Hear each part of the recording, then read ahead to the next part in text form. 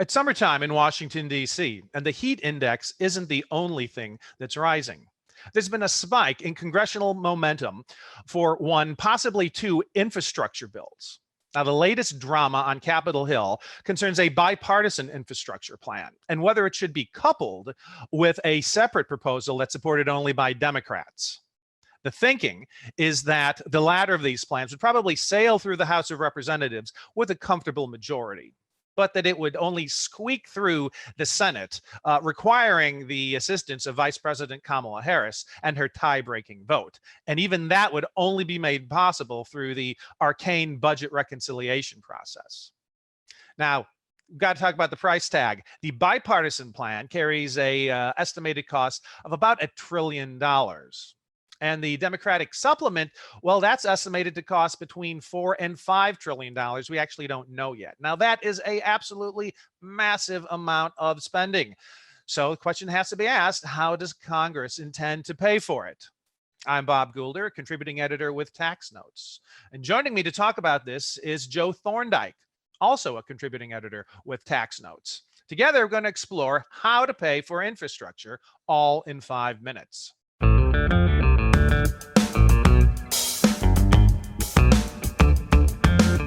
Now, Joe, for our focus here, let's just talk about the bipartisan plan, because that really is the one more likely to pass the finish line. There are a handful of Republicans in the Senate who put their support behind it, but we know that the GOP, as a general rule, is not comfortable with big tax increases. So that puts them in a bind. How do you raise revenue without tax increases? Well, one answer to that question might be pixie dust. That's how Howard Gleckman at the Tax Policy Center described that funding component of the bipartisan plan. The phrase seems apt, especially since the White House description of the bipartisan plan didn't actually include any revenue estimates for all the pay-fors that it has in it. That's to use some inside the Beltway lingo. More to the point, the pay-fors were pretty underwhelming. A mixture of revenue that was already in the pipeline, plus some vague promises about new money and a few spending cuts that probably won't actually happen. So for instance, there's like this plan to sell 5G spectrum, but spectrum sales are already happening. So is this new money or money that's just being described differently? Same goes for the promise to sell oil from the Strategic Oil Reserve. That's already a thing. So, the plan includes, for another thing, is a wonky promise that gets trotted out every once in a while whenever money's short to extend the mandatory sequester.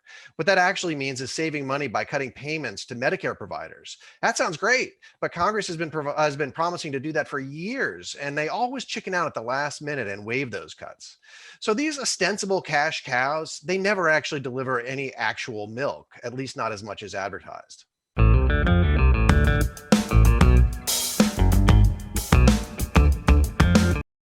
Well, okay, Joe, it sounds like you're sort of unimpressed with the pay-fors.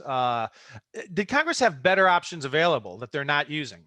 Well, let me ask you this. Is something better than nothing? Because this is pretty close to nothing. In fact, there were definitely better options, or at least more substantive ones. The bipartisan plan ignores two of the most obvious ways to pay for infrastructure. First, it doesn't raise the federal gas tax. This has been the backbone of federal infrastructure spending since the 1950s, when Dwight Eisenhower used it to help pay for the interstate highway system. Republicans suggested raising that tax this year, which is reasonable since it hasn't been raised since 1993, but Democrats said no because they think it's going to violate Biden's pledge to not raise taxes on anyone making less than $400,000 a year. So that was off the table. The Democrats, for their part, wanted to roll back corporate tax cuts that were enacted in 2017. That's a move that voters like, and it would potentially yield a lot of money, but Republican lawmakers hate the idea, so that was off the table too. When you take all the media options off the table, what do you have left for dinner? Scraps and leftovers, and that's what ended up in the bipartisan plan.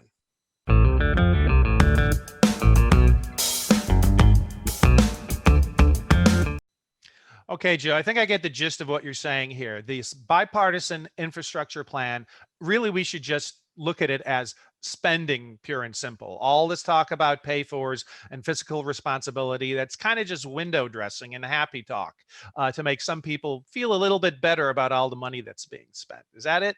I think that's it exactly. And I say, so be it. In a split Senate, maybe that's what it takes to get a complicated bill across the finish line. Budget gimmicks, they're a fact of life. They really always have been. Okay, well, we started with a question. How is Congress going to pay for infrastructure? And the answer seems to be, well, They're not going to pay for it. And under the circumstances, that just might be okay. There you have it. Taxes and infrastructure, all in 5 minutes. Thanks for joining us. Want more like this? Subscribe for more tax videos. Special thanks to our executive producers Jasper Smith and Paige Jones, and showrunner and video editor Jordan Parrish.